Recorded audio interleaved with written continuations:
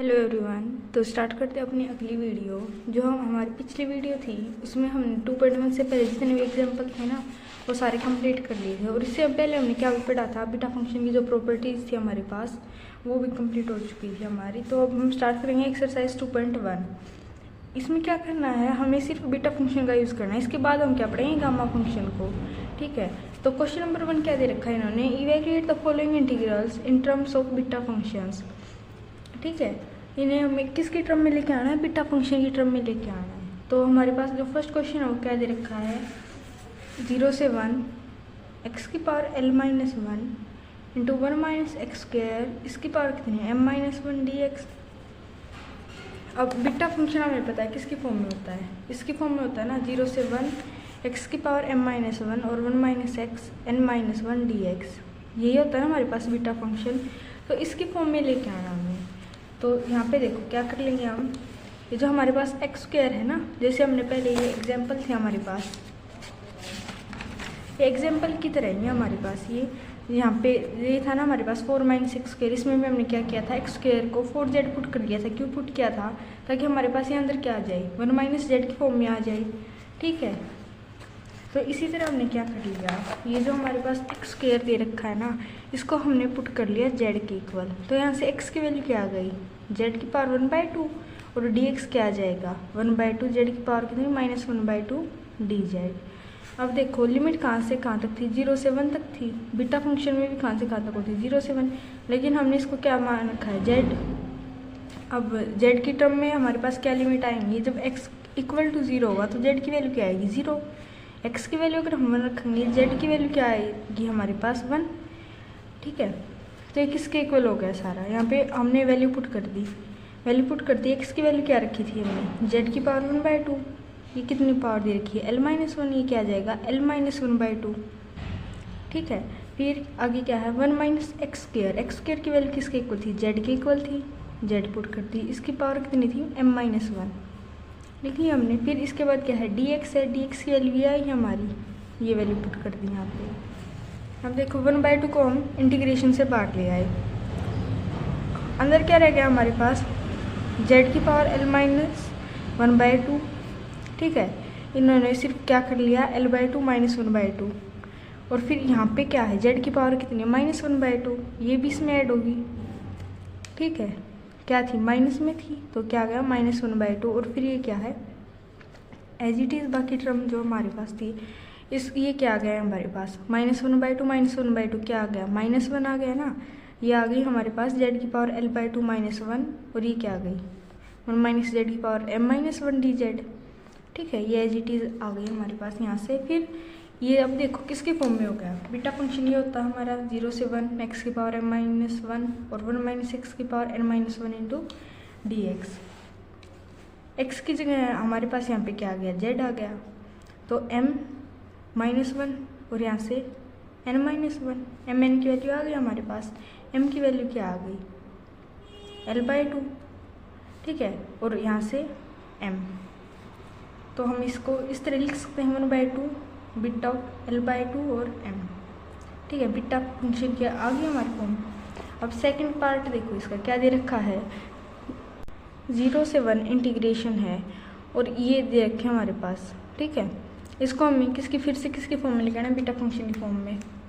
तो इसमें देखो क्या करेंगे, यहाँ पे भी हमारे पास एक्स स्क्वायर है ना, इसको हम जेड पुट कर लेंगे, और फिर इसी तरह जैसे पिछला क्वेश्चन सॉल्व किया है और जो एग्जाम्पल किए थे ना हमने, उसी तरह इनको भी सॉल्व कर लेंगे। एक्स स्क्वायर की वैल्यू क्या पुट करना है हम, जेड के इक्वल, तो ये भी इसी तरह सॉल्व हो जाएगा। एक बार आप इसको ट्राई करके देखना। फिर इसके बाद जो थर्ड है, थर्ड पार्ट में देखो क्या दे रखा है इन्होंने, ये दे रखा है 0 से 1 x स्क्वायर अपॉन √1 - x की पावर 5 dx। इसमें क्या कर लेंगे हम, ये जो x की पावर 5 है ना, इसको z पुट कर लेंगे।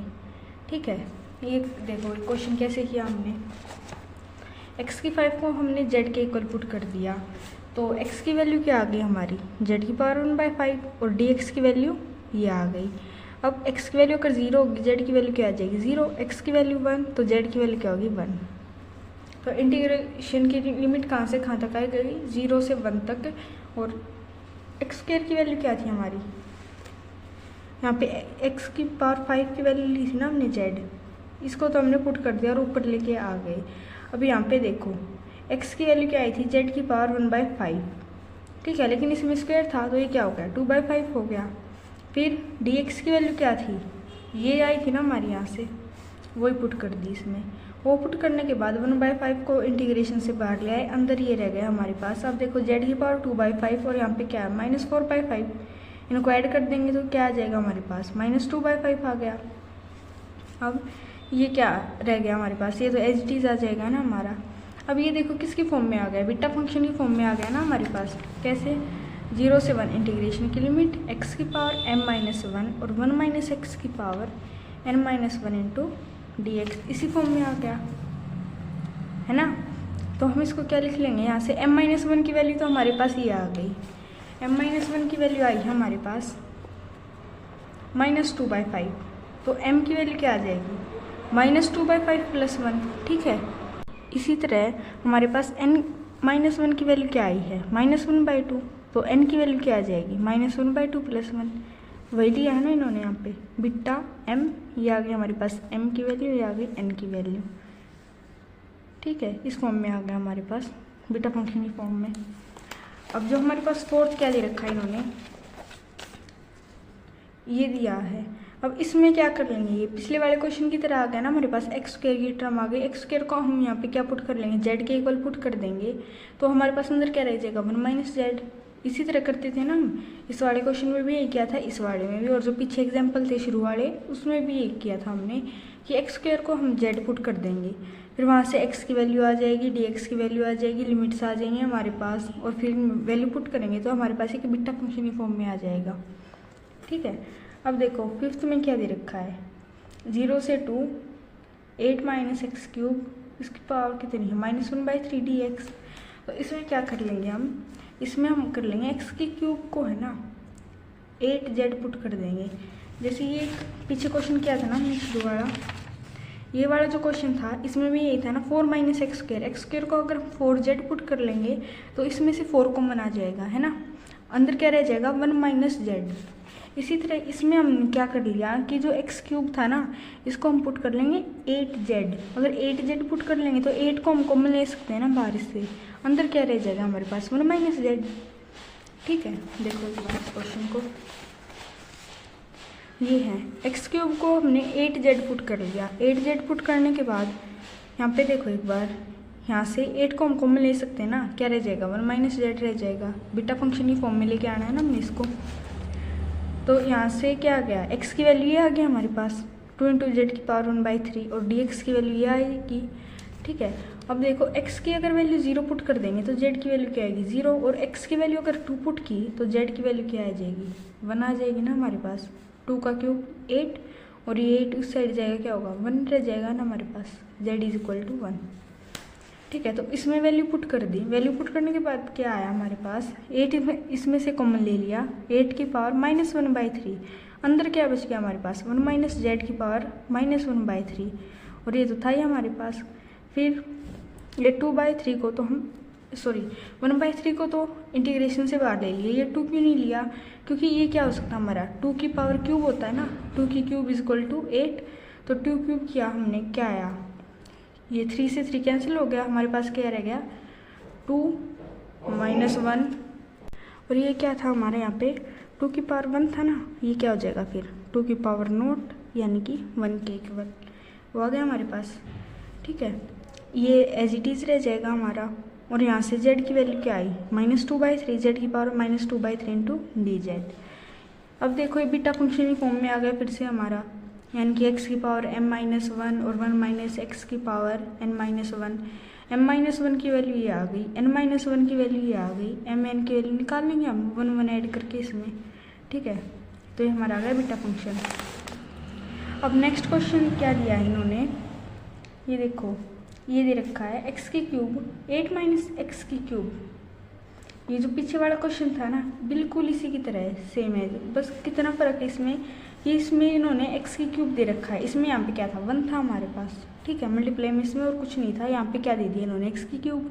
तो इसी तरह इसमें भी हम क्या कर लेंगे, एक्स क्यूब को हम 8z पुट कर लेंगे और फिर वही एक्स की वैल्यू आ जाएगी, डी एक्स की वैल्यू आ जाएगी और फिर इसमें वैल्यूज पुट कर देंगे हम, वो उसके बाद क्या आ जाएगा हमारे पास एक बीटा फंक्शन की फॉर्म में आ जाएगा, ठीक है।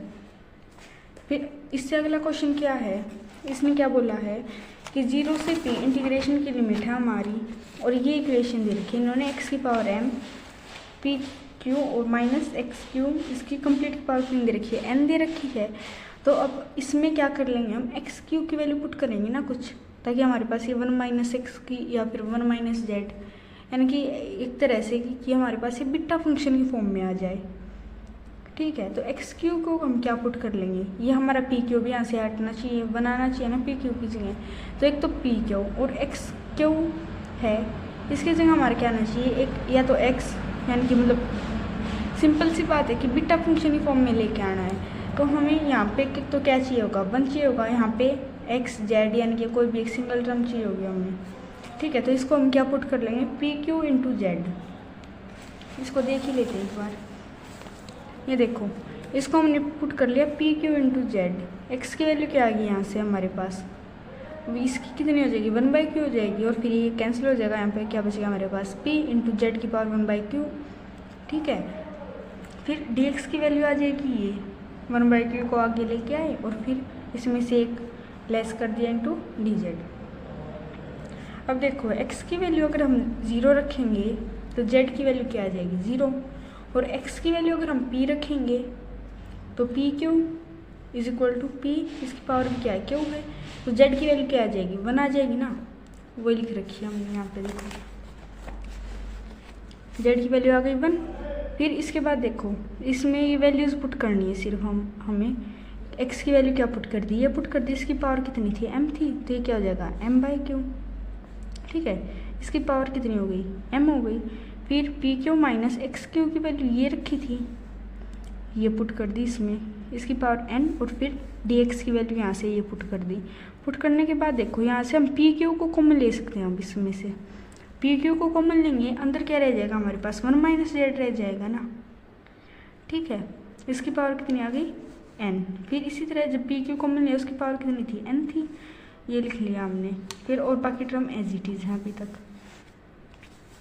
फिर क्या कर लिया कि जो हमारे पास p की पावर m था, यहाँ पे p की पावर थी qn और यहाँ पे p की पावर कितनी थी 1, ठीक है। इसको हम बांट लेंगे तो हमारे पास क्या आ जाएगा, ये पावर ऐड हो जाएंगी इसकी। तो देखो p की पावर m भी आ गई, p की पावर 1 भी और फिर p की पावर qn भी, ये आ गया।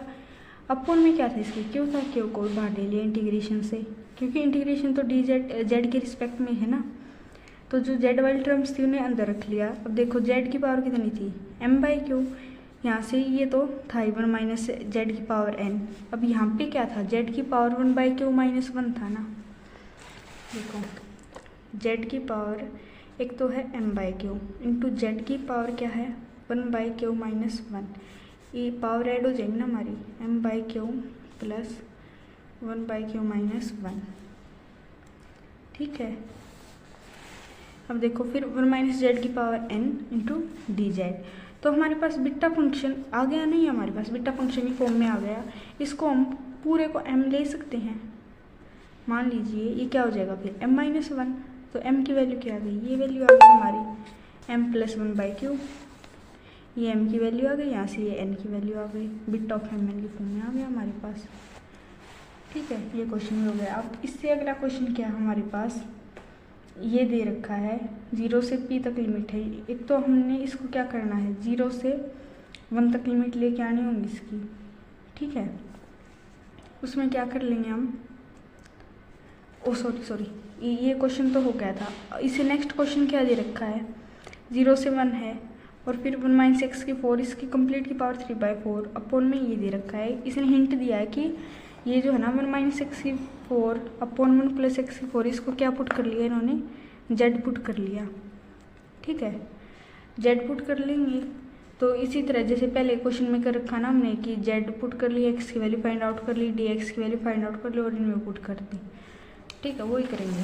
क्या कर लेंगे हम, जेड की वैल्यू ये पुट कर दी यहाँ से, फिर इसको सॉल्व करके हम एक्स की वैल्यू फाइंड आउट कर लेंगे। यहाँ से क्या थी, इसे कोस जब सॉल्व किया एक्स की 4 की वैल्यू आई, फिर उसे एक्स की वैल्यू आ गई। एक्स की वैल्यू आने के बाद हम क्या कर लेंगे, डेरिवेटिव ले लेंगे उसका, डी एक्स इक्वल टू ये आ जाएगा हमारे पास। फिर देखो जब एक्स की वैल्यू अगर हम यहाँ पे 0 रखेंगे तो जेड की वैल्यू क्या आ जाएगी, यहाँ पे 0 यहाँ पे 0, क्या रह गया 1/1, यानी कि 1 आ गया। फिर एक्स की वैल्यू अगर हम 1 रखेंगे तो ये क्या हो जाएगा, 0 हो जाएगी ना जेड की वैल्यू। तो लिमिट कहाँ से कहाँ तक आ गई हमारी, 1 से 0 तक। अब डी एक्स की वैल्यू क्या आई हमारी, ये आई है, डी एक्स की वैल्यू ये आ गई हमारी। और 1 + x की 4, एक्स की 4 की वैल्यू हमने यहाँ पीछे फाइंड आउट की थी ना, ये आई थी। अब फिर 1 + x की पावर 4, इसकी वैल्यू क्या आ जाएगी हमारे पास, ये आ जाएगी।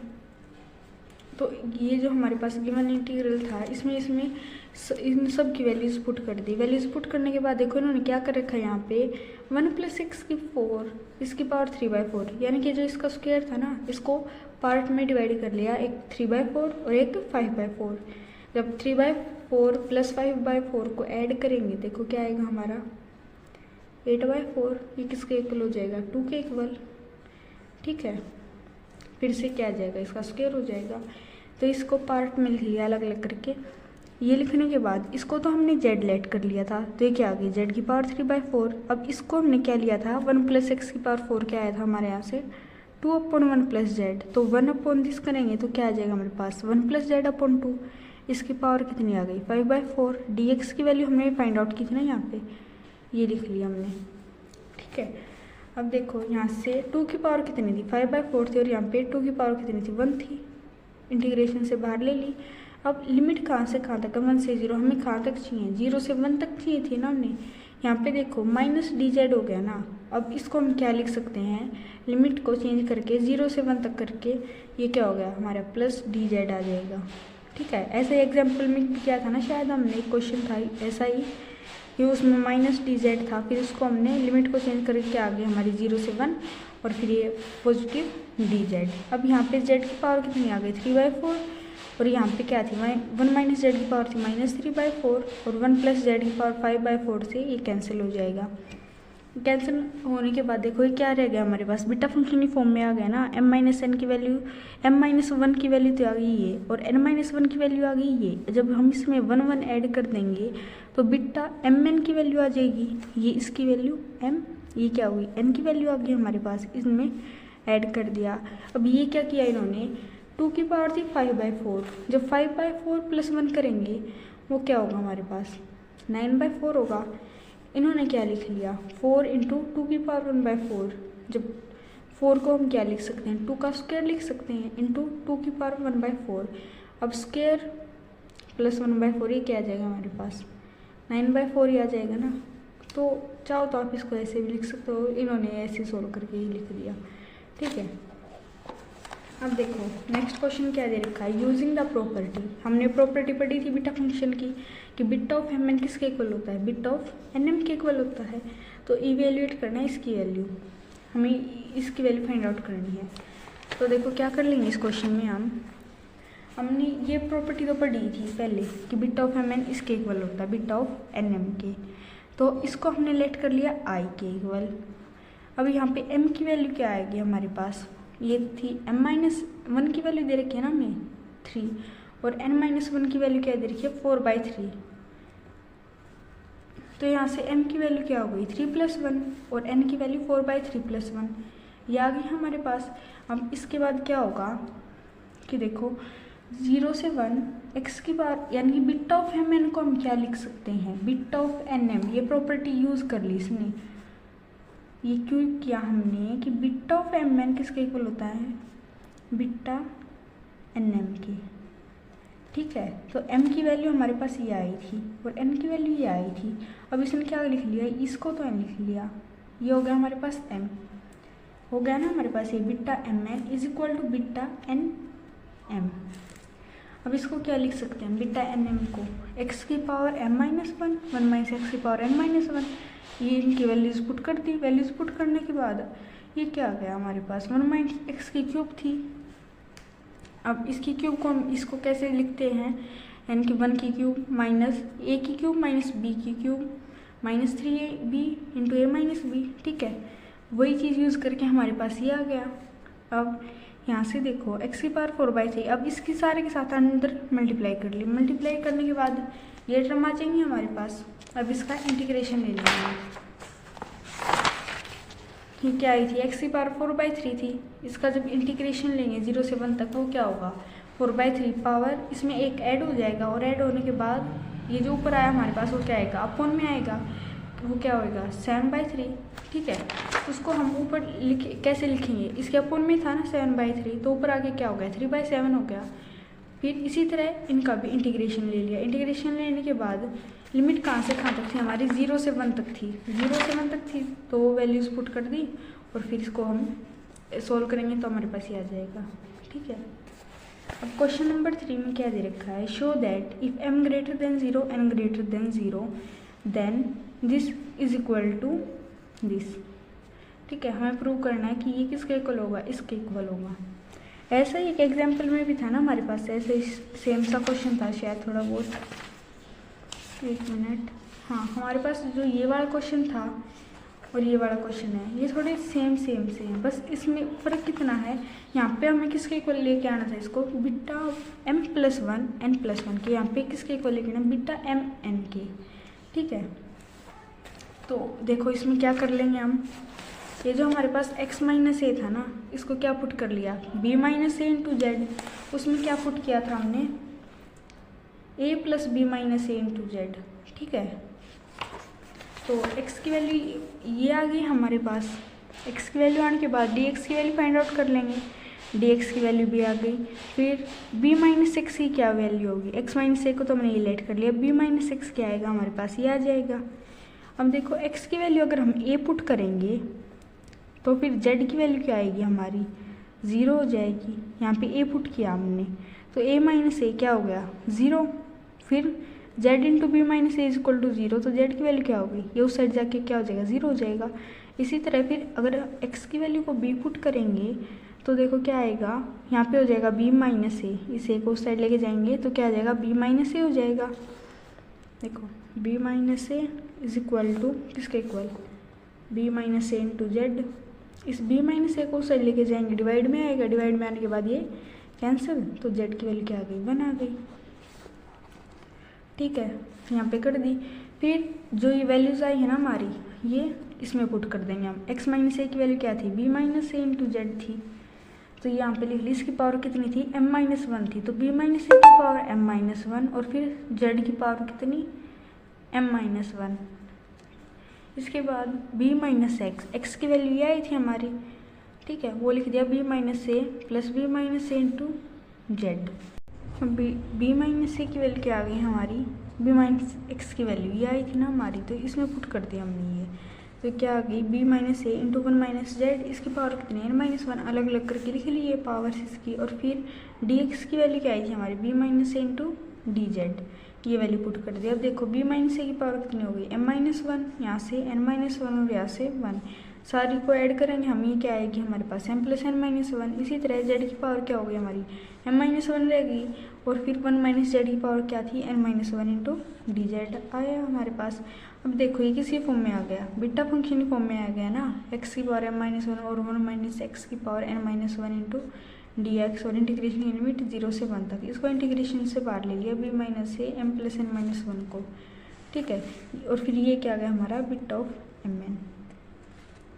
फिर अब देखो इसके बाद फोर्थ क्वेश्चन क्या है हमारा, शो दैट कि इंटीग्रेशन की लिमिट कहाँ से कहाँ तक है 0 से n तक है और ये किसके इक्वल होगा, इसके इक्वल होगा व्हेन t क्या होगा ग्रेटर देन 0 और n क्या होगा ग्रेटर देन -1। देखो इस क्वेश्चन में क्या कर लेंगे हम, ये जो हमारे पास है ना वो x/n, इसको हम पुट कर लेंगे z के इक्वल। ठीक है, ये z के इक्वल पुट किया यहाँ से, तो x की वैल्यू क्या आ गई nz आ गई, dx की वैल्यू क्या होगी n × dz। फिर x की वैल्यू अगर 0 होगी तो z की वैल्यू क्या आएगी 0, और x की वैल्यू n होगी तो z की वैल्यू क्या आएगी 1। ठीक है, n/n क्या होगा 1 आएगा ना हमारा, तो z की वैल्यू आ गई 1। तो ये जो वैल्यूज आई इसमें पुट कर देंगे हम। देखो 0 से 1 लिमिट आई थी ना हमारी, और फिर 1 - xn था, xn की जगह हमने क्या लेट किया था z लिया था, तो क्या आ गई z की पावर n, और फिर इसी तरह x की वैल्यू क्या आई थी हमारी एन जेड आई थी ना यहाँ पे, ठीक है, एन जेड है, एक्स की पावर कितनी थी, टी माइनस वन थी, तो ये क्या गया, एक्स एन की power t minus one, z की power t minus one into n into d z, d x की वैल्यू आई थी ना हमारी यहाँ पे एन डी जेड, तो वो लिख ली। ये करने के बाद इस वाले टर्म को हम इंटीग्रेशन से बाहर ले सकते हैं। अब यहाँ पे n की पावर क्या है, टी माइनस वन, यहाँ पे n की पावर वन, ऐड होंगी तो क्या होगी, n की पावर t आएगा, तो 0 से 1 1 माइनस जेड की पावर n, इसी तरह z की power t minus one into d Z. फिर ये देखो बीटा फंक्शन ही फॉर्म में आ गया ना ये हमारा, फिर से वही x की पावर m माइनस वन और 1 माइनस एक्स की पावर n माइनस वन। अब n minus one is equal to n है, तो n की वैल्यू क्या आएगी, 1 प्लस n, ये होगा ना, ठीक है, ये आ गया हमारा बीटा फंक्शन। इसी के इक्वल प्रूव करना था इसमें। अब फिफ्थ क्वेश्चन देखो, प्रूव करो कि इंटीग्रेशन की लिमिट कहाँ से कहाँ तक, 0 से इन्फिनिटी, और ये किसके इक्वल होगा, 1/60 के इक्वल होगा। अब 0 से इन्फिनिटी लिमिट बीटा फंक्शन में हमने पढ़ी थी ना, इसकी जो प्रॉपर्टीज थी, ये देखो यहाँ पे 0 से इन्फिनिटी थी ना लिमिट, वो किसके इक्वल थी, इनके इक्वल आएगी, एक्स की power m minus one upon में 1 प्लस एक्स की power m plus n d x, या फिर एक्स की power n minus one upon this into d x. तो ये चीज़ करनी है हमने इसमें यूज़, तो क्या कर लेंगे हम, ये किसके इक्वल होगा, बीटा एम एन इसके इक्वल होगा ना, जब लिमिट कहाँ से कहाँ तक होंगी, 0 से इन्फिनिटी तक। तो अब यहाँ पे देखो, इसको जब हम कंपेयर करेंगे ना इस वाली इक्वेशन से, तो m माइनस वन की वैल्यू क्या आ गई 3, और m प्लस एन की वैल्यू क्या आ गई 7। तो m माइनस वन अगर हमारा किसके इक्वल है, 3 के इक्वल है, m की वैल्यू क्या आ गई 3 प्लस वन यानी कि 4, तो m की वैल्यू आ गई हमारी 4, वही लिख लिया इन्होंने, m माइनस वन यानी कि 4 माइनस वन। फिर 1 प्लस एक्स, इसकी पावर कितनी है 7 है, ये किसके इक्वल होगी, m प्लस एन के, m की वैल्यू क्या आ गई हमारे यहाँ से 4 आ गई, तो n की वैल्यू क्या आ जाएगी 3 आ जाएगी, ठीक है। अब बीटा एम एन क्या होगा, इसका फैक्टोरियल, 3 का फैक्टोरियल यानी कि m माइनस वन का फैक्टोरियल, n माइनस वन का factorial upon m plus n factorial, ठीक है।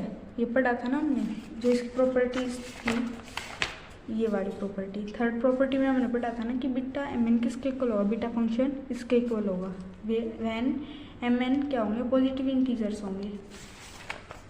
तो ये चीज़ इसमें यूज़ कर दी, और इसकी क्या वैल्यू आ गई हमारे पास 1/60। अब 6 क्वेश्चन दे रखा है इन्होंने, 0 से इन्फिनिटी, और ये in terms of beta function express करना है, यानी कि बीटा फंक्शन की फॉर्म में लेके आना है इसको भी, m greater than 0 n greater than 0, a और b क्या, ये भी क्या है ग्रेटर देन 0। हिंट दे रखा है इन्होंने कि bx को a z पुट करो, तो हमने bx को जब a z पुट किया तो x की वैल्यू क्या आई हमारी a z upon b, dx की वैल्यू क्या आएगी a बाई बी, तो एज इट इज़, और z का क्या होगा डी जेड। अब x की वैल्यू अगर 0 होगी हमारी, तो z की वैल्यू क्या आएगी हमारी 0, और x की वैल्यू अगर इन्फिनिटी होगी तो z की वैल्यू क्या आएगी, ये इन्फिनिटी हो जाएगी, यहाँ पे x की वैल्यू इन्फिनिटी, तो z की वैल्यू क्या आ जाएगी इन्फिनिटी, ठीक है।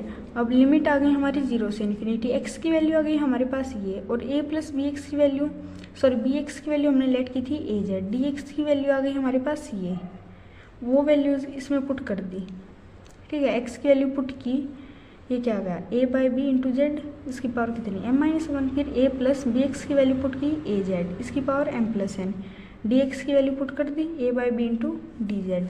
लिमिट तो थी हमारी 0 से इन्फिनिटी, ठीक है। फिर अब क्या कर लिया इन्होंने कि ये जो हमारे पास था ना, a इसमें से कॉमन ले लिया, नीचे वाले टर्म में से a को कॉमन लिया, अंदर क्या रह गया 1 प्लस जेड, और a की पावर कितनी आ गई बाहर m प्लस एन, और अंदर की बच गई 1 प्लस जेड, इसकी पावर आ गई m प्लस एन, ठीक है। अब ये कहाँ से आया हमारा z की पावर m माइनस वन, ये था ना हमारा a जेड अपॉन बी, इसकी पावर m माइनस वन, इसको अलग अलग कर लिया, एक बार तो a बाई बी की पावर लिख लिया m माइनस वन, और फिर लिख लिया इनटू में z की पावर m माइनस वन, ठीक है। अब इसके बाद क्या आया, देखो ये कैसे किया इन्होंने, ये जो हमारे पास ये वाली टर्म थी ना z की पावर m माइनस वन, इनको तो एक साथ लिख लिया, और फिर ये क्या था a बाई बी की पावर m माइनस वन, और ये नीचे क्या था, ये a बाई बी की पावर थी 1, और ये थी a की पावर m प्लस n, तो ये तो ऐड कर दी a की power m minus one plus one, minus m minus n. इसको करके देख ले एक बार, अगर नहीं समझ आए तो। ए बाई बी की पावर कितनी है, m माइनस वन है, b की पावर है m माइनस वन। ठीक है, ये जो a बाई बी की पावर दे रखी है ना m माइनस वन, इसको अलग अलग करके लिख लिया। और नीचे क्या है, a की power m plus one n दे रखी है, वो अगर ऊपर जाएगी वो sorry 1/a plus m plus n लिख ली। फिर a बाई बी यानी कि a की पावर भी वन दे रखी है और b की पावर भी one into a by b, ये है हमारे पास। तो ये जो ऊपर जाएगी ना ये वाली, इसकी ये क्या हो जाएगी, माइनस में हो जाएंगी। तो क्या होगा, a की पावर m माइनस वन, फिर यहाँ से a की पावर कितनी है वन, वो भी ऐड होगी। फिर ये ऊपर गई, ये क्या होगी, माइनस में होगी ना, माइनस m माइनस n। तो m से m कैंसिल, 1 से 1 कैंसिल, क्या रह गया, a की पावर माइनस n। अब नीचे देखो b की पावर क्या थी, m माइनस वन थी, और ये क्या है इंटू b की पावर वन। जब इसकी पावर ऐड की हमने तो ये क्या गया, b की पावर m। ठीक है, आ गया ना समझ। फिर अब देखो ये तो एज इट इज रह गई थी हमारे पास। अब इसको जब ऊपर लेके जाएंगे ये क्या होगा, सॉरी इसमें क्या कर लेंगे हम, जो हमारे पास ये हमने जो प्रॉपर्टी पढ़ी थी ना उसका यूज़ कर लिया, 0 से इन्फिनिटी तक लिमिट थी। ठीक है, और ये क्या है, x की power m minus one upon one plus x की power m plus one. X की जगह क्या है हमारे पास z है, तो इसको हम लिख सकते हैं ना बीटा फंक्शन। बीटा फंक्शन की जो हमारे पास सेकंड प्रॉपर्टी थी वो ये तो थी हमारी।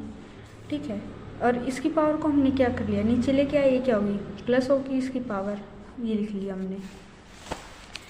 अब क्वेश्चन नंबर 7 देखो, इसका बिल्कुल आसान है। इसमें क्या कर लेंगे हम, ये जो दे रखा है ना हमारे पास इंटीग्रल दे रखा है, इसमें क्या कर लिया, एक बार तो x की power m minus one upon ये, इसको अलग लिख लिया। फिर प्लस ये इसको अलग लिख लेंगे, x की power n minus one upon ये, और इंटीग्रेशन की लिमिट कहाँ से कहाँ तक, 0 से इन्फिनिटी तक। जो इसकी जो सेकंड प्रॉपर्टी है ना हमारे पास बीटा फंक्शन की, वो क्या है कि ये किसके इक्वल हो जाएगा, देखो ये है हमारे पास प्रॉपर्टी, किसके इक्वल होगा, बी एम एन के, इनकी बीटा फंक्शन के इक्वल होगा ना ये वाली चीज़। ठीक है, ये लिख लेंगे हम। तो क्या आ जाएगा हमारे पास, B M N plus B M N क्या आ जाएगा, 2bmn। और फिर ये क्या हो जाएगा, इसी तरह इसको भी अलग अलग करके लिख लेंगे। एक बार ये देखो कैसे लिखेंगे हम इसको, ये रहा देखो, जो फर्स्ट था उसको इसी तरह अलग अलग लिख लिया ना हमने, x की power m minus one upon one plus ये कर लिया अलग। फिर एक बार इसको अलग कर लिया, ये आ गया, ये किसके इक्वल होगा, बी एम एन के, ये भी बीटा फंक्शन के इक्वल हो गया, ऐड किया ये आ गया। ठीक है, फिर इसी तरह इसको अलग अलग करके लिख लिया, एक बार ये वाली टर्म, फिर माइनस ये वाली, ये लिख लिया। और इंटीग्रल की लिमिट कहाँ से कहाँ तक थी, 0 से इन्फिनिटी तक थी। ये किसके इक्वल हो गया, जो सेकंड प्रॉपर्टी थी उसका यूज़ करके किसके इक्वल आया, हमारा बीटा फंक्शन के इक्वल आ गया, ये भी बीटा फंक्शन के इक्वल आ गया, और ये क्या हो गया 0।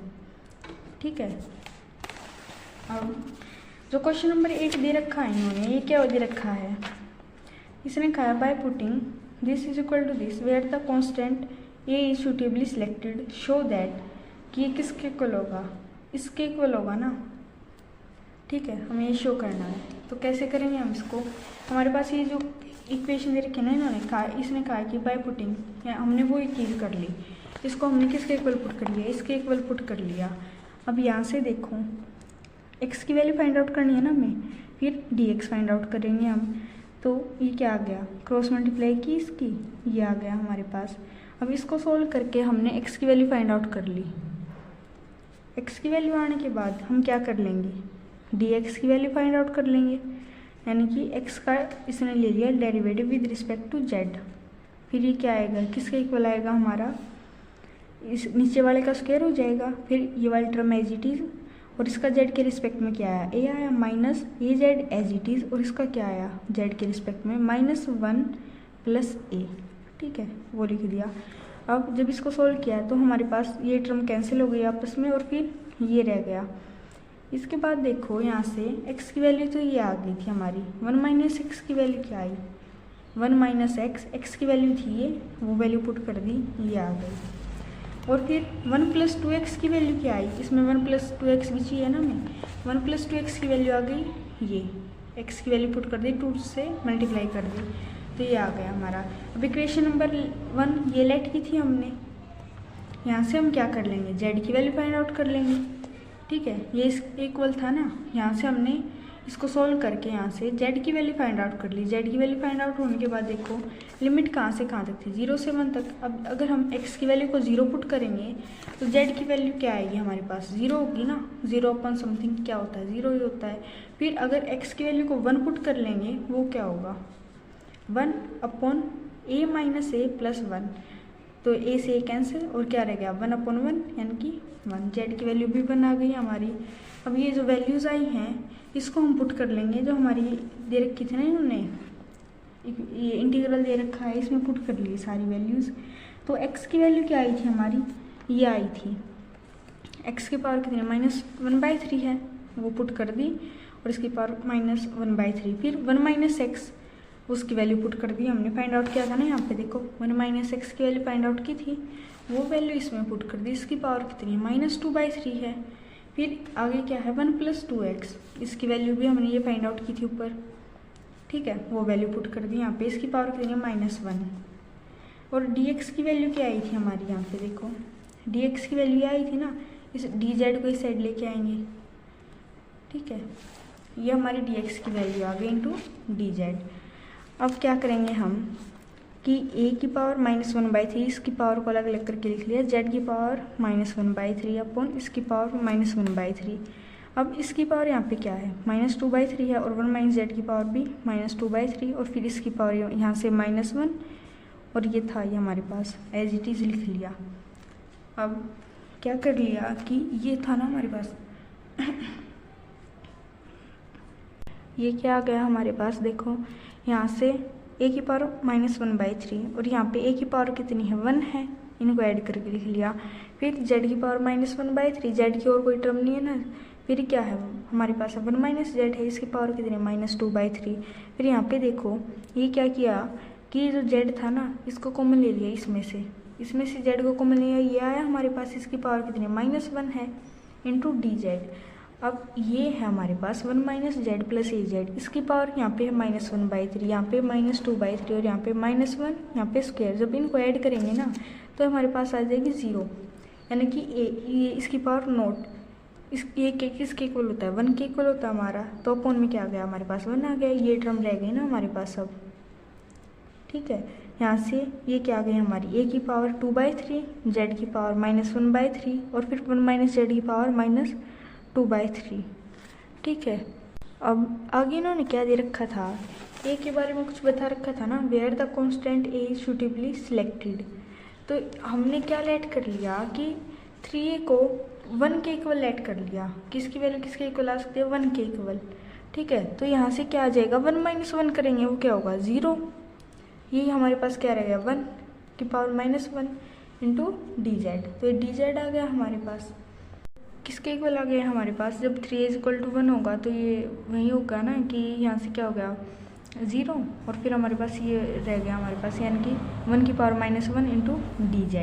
तो ये क्या आ गया dz आ गया। हम देखो a की पावर 2/3 किसके इक्वल हो गया, बीटा फंक्शन के इक्वल हो गया, बीटा की यानी कि वही होता है ना x की पावर m-1, 1 माइनस x की पावर n-1, तो इसी की फॉर्म में है ये हमारे पास। इसमें इनकी पावर्स में 1 ऐड कर देंगे तो हमारे पास किसकी वैल्यू आ जाएगी m और n की वैल्यू आ जाएगी। तो ये हमारे पास बीटा फंक्शन आ गया। अब क्या कर लिया कि अगर a की वैल्यू हमारी होगी ना 1/3 के इक्वल, a की वैल्यू हम पुट कर लेंगे 1/3। ठीक है, तो किसके इक्वल आ जाएगा, हमने देखो किसके इक्वल प्रूव करना था, इसके इक्वल लेके आना है। तो अगर हम a की वैल्यू 1/3 पुट कर देंगे, इसकी पावर कितनी है 2/3 है, तो इस स्क्वायर को अंदर लेके आएंगे, बाहर क्या रह गया 1/3, इसको हम ऐसे लिख सकते हैं ना, 1/3 की पावर 2/3 है, इसको हम ऐसे भी तो लिख सकते हैं 1/3 का स्क्वायर, इसकी पावर 1/3 लिख सकते हैं ऐसे। इसका स्क्वायर क्या आया 1/9, और बाहर पावर क्या थी 1/3। ठीक है, यही लेके आना था ना हमने।